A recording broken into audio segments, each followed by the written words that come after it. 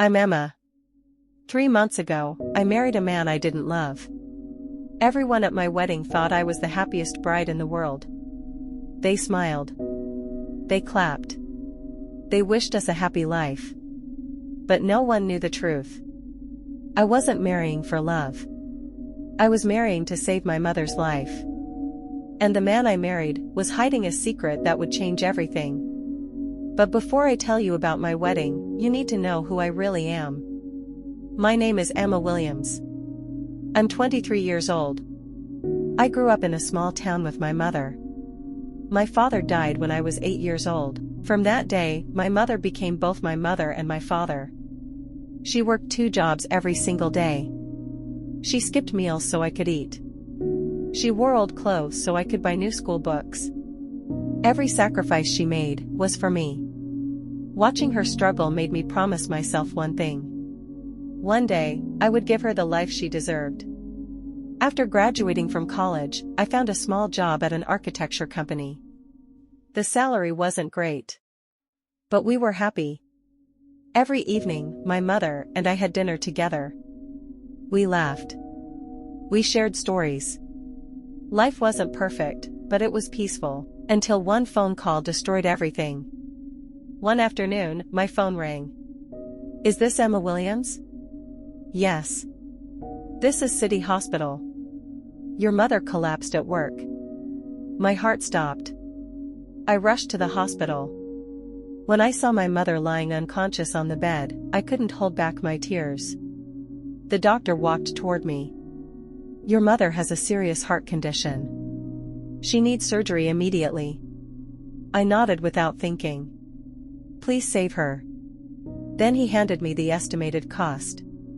The moment I looked at the number, my hands began to shake. It was more money than I could earn in several years. Still, I refused to give up. I borrowed money from friends, relatives, neighbors, even banks. Every answer was the same. I'm sorry. No. We can't help. Days passed. The hospital wanted payment. My mother needed surgery. And I had nothing left. One cold evening, I sat outside the hospital crying. Just then, a black luxury car stopped in front of me.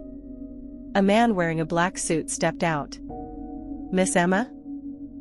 My boss would like to meet you. I don't know your boss. He smiled politely. But he knows you. Those 4 words sent a chill through my body. I had no idea that accepting this invitation would change my life forever. The next morning, I couldn't stop thinking about those 4 words. He knows you. Who was this man? How could a stranger know anything about me? But I had no other choice. If there was even the smallest chance he could help my mother, I had to meet him. An hour later, the same black luxury car arrived. The driver opened the door. Please, Miss Emma. During the drive, I looked out the window, wondering what kind of person I was about to meet. 30 minutes later, we stopped in front of the tallest building in the city. Everything about it looked expensive. The marble floors, the crystal chandeliers, the silent security guards. I felt completely out of place. The receptionist smiled politely. Mr. Ethan Carter is waiting for you. My heart beat faster. The elevator finally reached the top floor. The door slowly opened. A tall man stood beside a large glass window, looking over the city. Without turning around, he spoke. Welcome, Emma. I froze. He slowly turned toward me. He looked calm, confident, cold. My name is Ethan Carter. I recognized the name immediately. Everyone knew him. One of the youngest billionaires in the country, he owned hotels, companies, and luxury properties around the world. But why would someone like him want to meet someone like me? He pointed toward the chair. Please, sit. I slowly sat down. Without saying another word, he placed a file on the table. I opened it. My eyes widened. Inside were my mother's medical reports, my college records, my address, even old childhood photographs. My voice trembled. "Why do you have all this?" He answered calmly.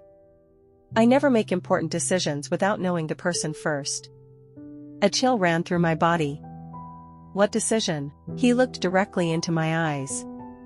"I know your mother needs heart surgery. I also know you don't have the money." Tears filled my eyes. For days, I had been carrying that pain alone. Then, he said something that gave me hope. "I'll pay every hospital bill." I couldn't believe what I was hearing. "You really mean that?" "Yes." I almost cried with relief. Thank you so much." But before I could say anything else, he continued. He stood up and walked toward the window. Then, without looking at me, he quietly said, "Marry me." I stared at him. I thought I had heard him wrong. "I'm sorry, what did you say?" He turned around. "I want you to become my wife." The room became completely silent. I laughed nervously. "This isn't funny, I'm not joking. You don't even know me." "I know enough." "Why me?" For the first time, a faint smile appeared on his face. "Because you're the only woman I can trust." I immediately stood up. "No. I can't marry a stranger." I turned and walked toward the door. Just before I opened it, "If you walk away today, your mother's surgery will be cancelled tomorrow morning." My hand froze on the doorknob. I didn't turn around. I couldn't. Because deep inside, I already knew the impossible choice waiting for me. I stood there, my hand still resting on the doorknob. Tears slowly rolled down my face. I wanted to leave. I wanted to forget everything that had happened. But every time I closed my eyes, I saw my mother lying in the hospital bed. The woman who had spent her entire life sacrificing everything for me. How could I let her die? I walked out of Ethan's office without saying a word. That night, I stayed beside my mother's hospital bed. She was asleep, holding my hand. Suddenly, she opened her eyes and smiled. "Emma, you look tired." I forced a smile. "I'm fine, Mom." She gently touched my face. "I'm sorry my illness has become your burden. You've already done enough for me. If anything ever happens to me, promise me one thing. Live your life happily." I couldn't stop crying. I hugged her tightly. "I promise." But deep inside, I knew I was about to break that promise. The next morning, I walked back into Ethan Carter's office. He looked at me as if he already knew why I had come. Without saying a word, he placed a marriage contract on the table. My hands trembled as I picked up the pen. I looked at him one last time. "If I marry you, will you really save my mother?" He answered without hesitation. "I give you my word." I closed my eyes, took a deep breath, and signed my name. At that very moment, I didn't marry for love. I married to save the only person I had left. 3 weeks later, I stood in a white wedding dress. The music began to play. The church door slowly opened. Everyone smiled as I walked down the aisle. But only I knew, every step toward Ethan was a step away from the life I had always dreamed of. I finally reached him.